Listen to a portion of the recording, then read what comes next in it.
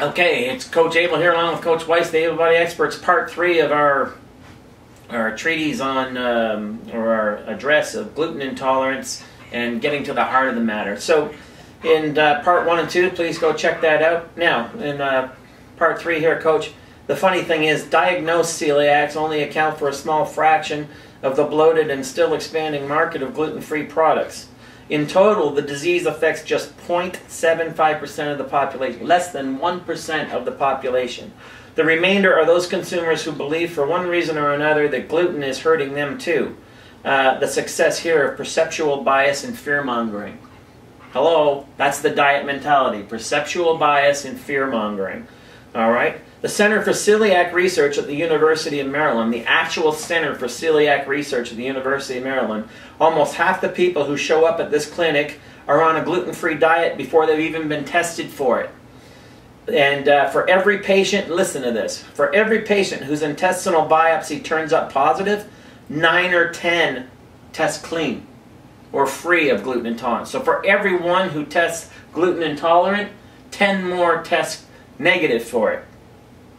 And why is it, Coach, that women the ages of 30 to 45 make up the majority, the biggest demographic of people who report being gluten intolerant? And I can tell you why, because they're the ones who are the most diet conscious. That diet mentality again of, and these aren't my words, this is the research words, perceptual bias and fear-mongering. Coach?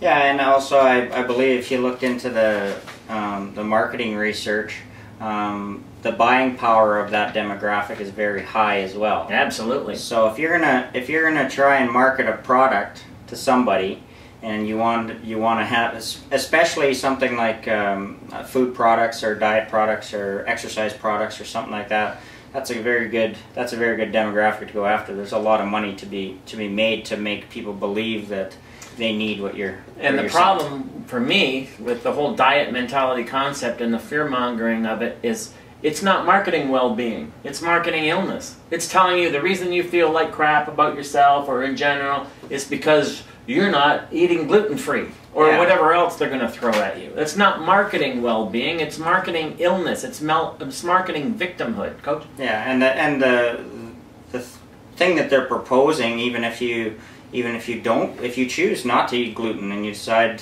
I don't want to eat gluten, the thing that they're proposing you should replace it with is nothing but a food product. Whereas there's several manufactured food product, not a whole food. Yeah, there's several. I'm not going to call them a product, but there's several foods. If you choose to eat gluten-free, more power to you. Go ahead and do it.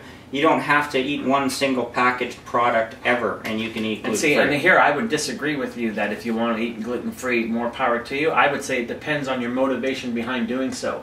If it's based on fear-mongering and perceptual bias, yeah, I'm not suggesting that has the diet mentality attached to it, yeah, then more harm than good comes from fearing gluten products. Yeah, that's not what I'm trying to say, is that you're choosing to be gluten-free because of fear of gluten. I don't think I eat any gluten. I'm not even sure, to be honest with you. Well, but I'm pretty sure I don't. That's another. But it's not because I think that you don't think about it. Yeah, it just happens to be the way I eat. Yeah, and I eat lots of grain products. You know that. So, and then the other point is, if the demographic, Coach, is females ages 30 to 45.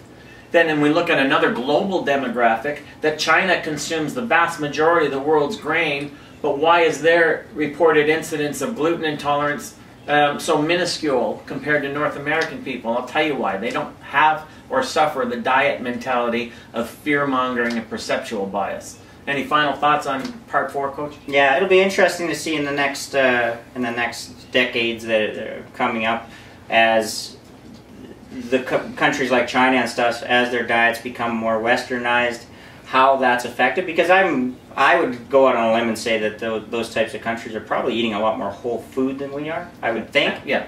So is this a gluten issue? Is this a grain issue? Or is this a perceptual issue? Yeah, perceptual issue, and then the food companies taking hold of it, and if anything, making it worse, not better. Yeah. Market to people their own victimology. That's what's behind all this, and that's my problem with it. And this has been part 4 or whatever. There's many more parts on this gluten intolerance issue to come, but I'm just using the gluten intolerance thing to magnify what I call the diet mentality in general, Coach, so we can start getting people to let go of this fear of food mongering, this perceptual bias that exists amongst humans, being the only species that doesn't know how to feed itself. Yeah, gluten's a very good jumping off point too, but it's certainly not the only one that it applies to, for sure. Okay, stay tuned for the next part.